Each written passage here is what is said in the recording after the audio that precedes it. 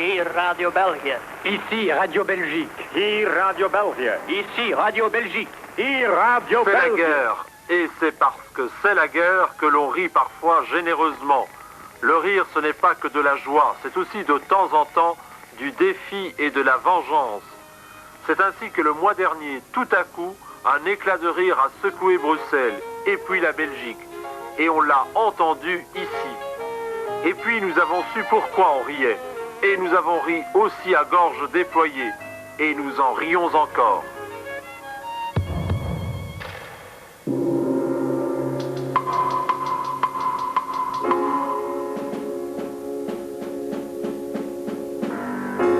Depuis le début de l'occupation, nos kiosques à journaux sont alimentés, bien évidemment, de quotidiens allemands.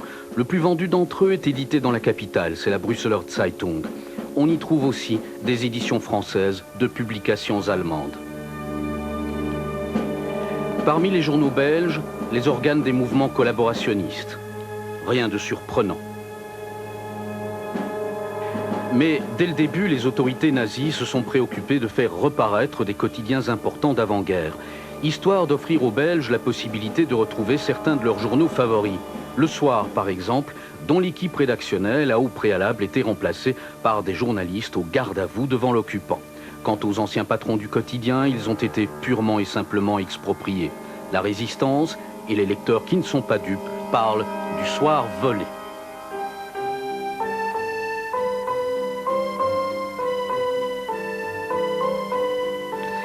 L'autre information, celle qui se passe de l'autorisation de la Propaganda-Abteilung, on ne la trouve que dans la presse clandestine qui poursuit, vaille que vaille, une existence précaire et périlleuse. On compte cependant, à travers tout le pays, plusieurs centaines de titres. Souvent, à vrai dire, il ne s'agit que d'une simple feuille stencilée dont la distribution présente néanmoins de très gros risques. On n'avait aucun contact avec le public. On se disait, à quoi bon? Je touche ou bien quelques lecteurs qui sont convertis d'avance. Il n'y avait pas moyen de se rendre... On savait que c'était un devoir de le faire. Mais on ne connaissait pas du tout les chances d'impact que l'on pouvait avoir. Et pour une fois, vous passiez... Alors, en la une presse fois, clandestine. pour un jour, pouvoir lutter avec la presse asservie, presque à armes égales, eh bien, c'était une occasion qu'on aurait été vraiment coupable de ne pas saisir, avec enthousiasme. Marc Aubrion, responsable de journaux clandestins, avait conçu une idée folle, ridiculiser l'occupant en pastichant un des grands journaux qui ont pignon sur rue, une idée acceptée par René Noël, chef du Front de l'Indépendance pour le Brabant. Pour mener à bien l'entreprise, le savoir-faire de l'organisation clandestine va se révéler très précieux. Exerçant une influence dans différents secteurs de la population, le FI est devenu le mouvement de résistance populaire le plus important. Il est né en 1941 d'une initiative du Parti communiste, un appel à la constitution d'une large alliance de tous les groupes et mouvements opposés à l'occupation allemande. Le FI déploie son activité dans les domaines les plus divers, de la fabrication de faux documents à l'accueil des réfractaires, de la mise en place de réseaux d'évasion à la planque des Juifs, en recourant, si besoin, aux partisans armés. C'est un membre du FI, le jeune metteur en page Pierre Ballancourt, qui sera chargé de la mise en train de l'impression du faux journal. Quelques semaines, enfin disons 3 semaines, un mois avant l'idée, on m'avait présenté Aubrion. Enfin, René Noël m'avait présenté Aubrion. Et quelques jours après, Aubrion m'a parlé d'une idée qu'il avait d'imprimer un journal allemand à la place de leur journal. Et il parlait de Brüsseler Zeitung. Après ça, l'idée a été abandonnée parce que un Brüsseler Zeitung n'aurait été lu que par les Allemands, n'aurait pas fait beaucoup d'effet. Et alors on est tombé sur le plus grand journal francophone et surtout qu'il y avait une bonne distribution à Bruxelles.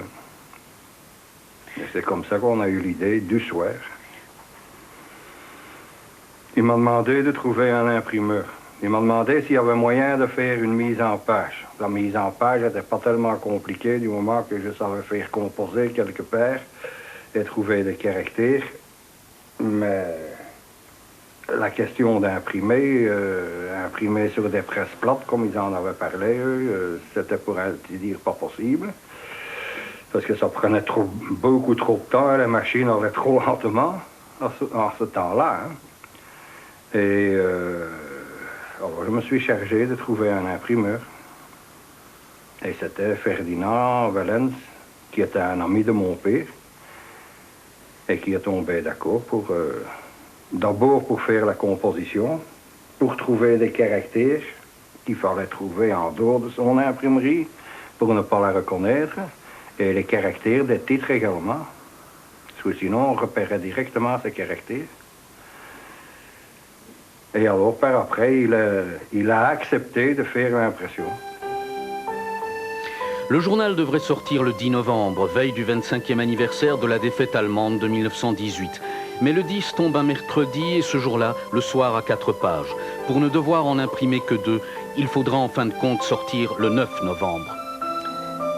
Et pour rédiger ce soir inattendu, ils s'y mettront à 3. Pierre Anciot, avocat libéral, qui collabore à Justice Libre, publication du FI. Le baron Van den Branden de Reet, aristocrate catholique, ce haut magistrat a déjà payé son courage de 6 mois d'emprisonnement. Fernand Demany, journaliste au Soir avant la guerre, il est un des fondateurs du FI. Il a adhéré récemment au Parti communiste. Ce Soir volé était un journal ridicule, fait par des journalistes marrons, que nous détestions tous, et nous avions une petite revanche personnelle à prendre sur eux.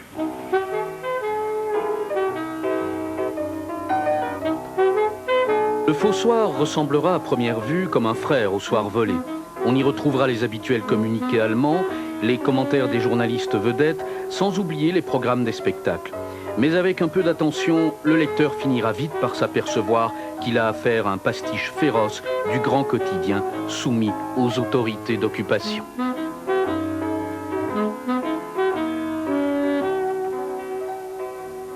J'ai pas eu un moment d'hésitation. J'étais dans la situation vraiment du combattant auquel on confie une arme dont il ne s'est jamais servi. Mais je me souviens, donc c'était le samedi 24 octobre, et j'ai passé, je crois, une grande partie de ma journée du dimanche à écrire à la suite les articles. L'article de Raymond Becker, le leader au fond du Faux Soir, l'article de Maurice-Georges Olivier, Stratégie efficace, avec le communiqué allemand, et alors encore un feuilleton signé Gestapo, le mystère de la Chambre brune.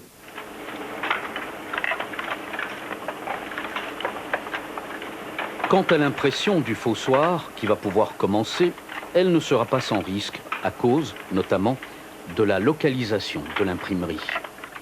L'imprimerie était rue de Ruysbroek. À droite de l'imprimerie se trouvait le central téléphonique de la rue de la Paille, qui était contrôlé par les Allemands. Et dans l'impasse de l'autre côté se trouvait le contrôle téléphonique de la Gestapo. Et nous étions au beau milieu. Tous les journaux sortant sur rotatif portent une dentelure. Et à cette dentelure, on sait reconnaître sur quelle machine, vu que toutes les machines avaient dû être renseignées aux Allemands. Toutes les imprimeries, enfin. Même avec leurs caractères. C'est pourquoi nous avons aussi emprunté à d'autres imprimeurs des caractères et des caractères linotypes pour ne pas reconnaître les caractères de l'imprimerie Wellens. 50 000 exemplaires du Faux Soir seront imprimés pendant le week-end des 6 et 7 novembre. 50 000 journaux qu'il aura fallu rogner, c'est-à-dire dont on aura enlevé la dentelure avant de les sortir de l'imprimerie. Après les avoir rognés, on en a fait des petits paquets de 100 qui étaient destinés à la distribution aux obètes. Et on a fait des grosses liasses, des 45 000 restants, que j'ai sortis avec Pierre Van Immen de l'imprimerie jusqu'à mon dépôt. Nous avons d'abord fait la distribution des petits dépôts qui devaient les distribuer, et les 45 000 autres, je les ai entassés rue des Foulons. Et ces 45 000 autres étaient destinés à la province et à tous les groupements communaux du Front de l'Indépendance. Pour mener à bien la distribution du faux soir, il faut impérativement trouver le moyen de retarder celle du soir volé. L'incendie des camionnettes du journal ne donnera malheureusement pas le résultat escompté. Ah oui, il y avait encore un autre moyen qui avait été prévu, c'était une alerte aérienne qu'on a royalement reçue le lendemain. Donc on Je avait... ne sais pas si c'est voulu, hein, mais on n'a pas eu d'alerte le 9, mais on a eu une belle alerte le 10. Donc en fait, on avait demandé à Londres d'envoyer des avions survoler Bruxelles. Pour retarder, parce qu'au moment où il y avait une alerte, tous les ouvriers du soir descendaient en dessous des rotatifs pour se mettre à l'abri. Mais ces déconvenus avaient été envisagés. Les journaux, déposés dans des cafés, seront distribués bien avant l'heure habituelle. Le patron du Saint-Jean-Baptiste était évidemment dans le coup, était complice. Nous ne nous sommes pas parlé, il m'a simplement fait signe en me disant voilà, c'est là derrière. Là derrière, qu'est-ce que j'ai vu en arrivant? Des paquets de fossoirs, mais ça je savais, on m'avait naturellement donné des détails. J'ai vu des paquets de fossoirs, mais c'était des paquets de sang. Et ces paquets, ces liasses de sang, étaient encadrés, entourés d'une bandelette sur laquelle était inscrit, par suite d'une panne à nos machines, le reste de l'édition à 18h. À 3h30 cet après-midi du 9 novembre, à Bruxelles, les distributeurs réunis par René Noël s'élancent en direction des kiosques à journaux, la peur au ventre. Ils savent que le paquet qu'ils ont sous le bras équivaut à de la dynamite s'ils se font prendre. Mais la Gestapo n'était manifestement pas au parfum, et l'opération de résistance la plus audacieuse dans le domaine de la presse en Europe occupée vient d'aboutir. Dites, vous êtes libre ce soir? Je ne sais pas, vous avez des projets?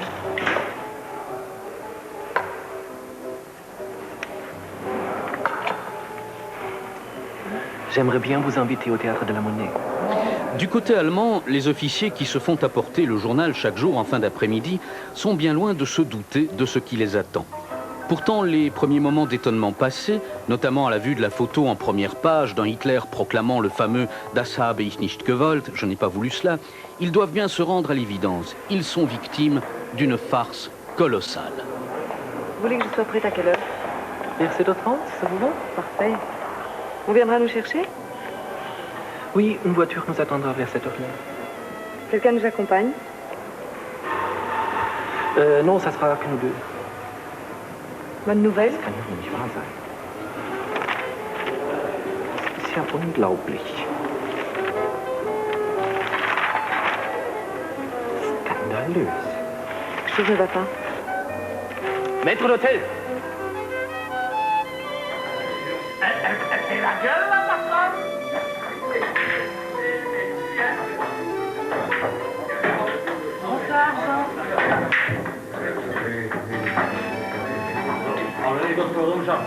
Comment c'est fait?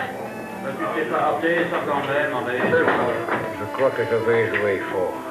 Allez! Je joue fort.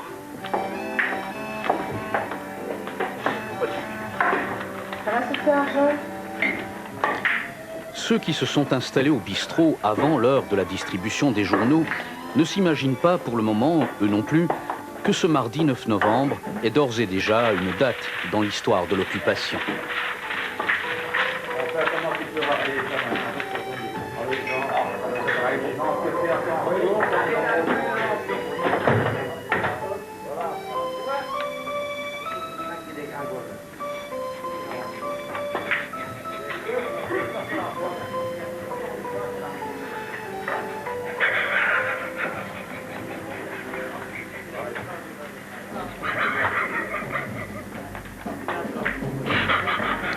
Le lendemain, on ne parle que de ça dans l'ensemble du pays, d'autant plus que le soir volé a cru devoir commenter l'événement toutes affaires cessantes. La nouvelle extravagante sera aussi rapidement connue à l'étranger, notamment à Londres, dans les milieux du renseignement belge. Roger Motz, qui est responsable de la propagande belge en Grande-Bretagne, et Marnix Geisen, qui est responsable pour les deux Amériques, se jettent sur le fossoir comme misère sur le monde. On l'exploite et ça suscite dans le milieu intellectuel de la presse et de l'information internationale des fous rires énormes aux frais des Allemands.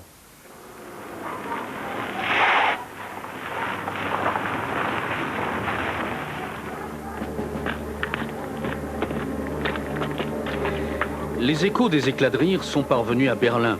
Le Reich a été ridiculisé et c'est une défaite amère qu'il vient de subir dans la guerre psychologique. La publication du Fossoir est considérée comme un crime contre l'État, un crime qui ne doit pas rester impuni. La Gestapo entend mettre tout l'acharnement et tout le temps qu'il faudra pour retrouver les coupables. Les perquisitions se multiplient, notamment dans les imprimeries. Au début, on arrêtera à tort et à travers, et la police allemande devra reconnaître qu'elle a agi dans la précipitation.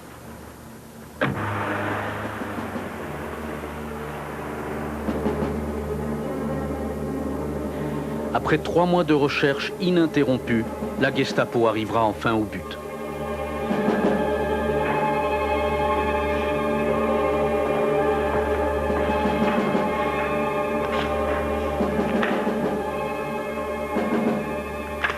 Willems a été arrêté au mois de février. Et l'après-midi, ils ont arrêté Julien Orlings et Henri Van de Velde qui travaillaient toujours à l'imprimerie. Et quand Van de Velde est rentré dans le bureau de la Gestapo, on lui a présenté un exemplaire du Soir non renié. Donc au début de l'impression... Au début de l'impression, Aubryon a pris 100 exemplaires pour les porter sûrement aux dirigeants du front.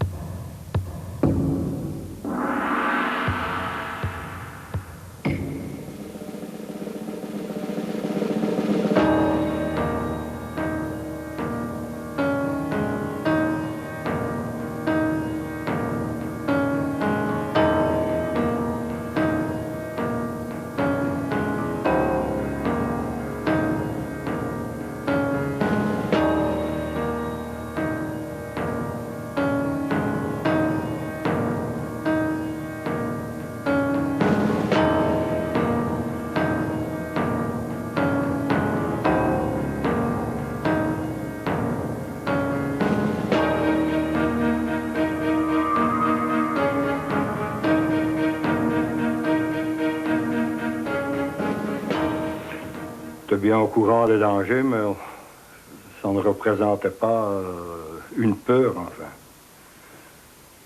Par après, les Allemands ont bien dit que s'ils nous prenaient, ils nous fusilleraient avec des balles d'argent. Mais on a tout de même continué. Les responsabilités que j'avais à ce moment-là sont telles que, si je veux être vraiment honnête, je dis que si on m'avait demandé si on pouvait engager les frais et les risques d'une telle opération, j'aurais dit non. J'aurais eu tort. En effet, on continue. Sous la houlette de la résistance, la presse clandestine poursuit son combat et n'est absolument pas sur le point de mettre la clé sous le paillasson. Pierre Ballancourt s'attaquera même, avant d'être arrêté, à la confection d'un faux signal, le magazine illustré allemand qui a une édition française, une entreprise qui n'aboutira malheureusement pas, contrairement à celle du Soir volé. Sans les réfractaires qui étaient incorporés au Front d'indépendance et qui ont servi de courrier, cette opération n'était pas possible. Sans les diverses organisations que nous avions dans les localités, dans les entreprises, cette opération était impossible. Si nous n'avions pas une organisation au journal Le Soir même, nous n'avions pas le flanc avec l'entête du Soir et il était impossible de concevoir une telle opération. C'est parce que précisément le Front d'indépendance était arrivé à être quelque chose de cohérent et de sérieux que nous avons pu réaliser cette mystification en une vingtaine de jours. La Belgique s'apprête à entrer dans un nouvel hiver de guerre. Les nouvelles des victoires alliées sur les fronts du Sud ne parviennent pas à éloigner l'angoisse de lendemains toujours plus pénibles. Le ravitaillement se fait de plus en plus limité et le charbon manque sérieusement. Dans ce contexte, la parution du Fossoir représente pour beaucoup une belle journée de printemps en plein automne. Dans le combat d'ensemble que nous menions, c'était vraiment une bataille exceptionnelle. Et ce qui domine, c'est justement cette impression d'une sorte de libération avant la lettre. C'était comme si la chape de plomb sous laquelle nous étions écrasés se soulevait. Au fond, quelle est la principale impression que vous gardez de ce coup du Fossoir? C'est d'avoir bien joué avec leurs pieds et de les avoir bien possédés et d'avoir fait rigoler beaucoup de monde.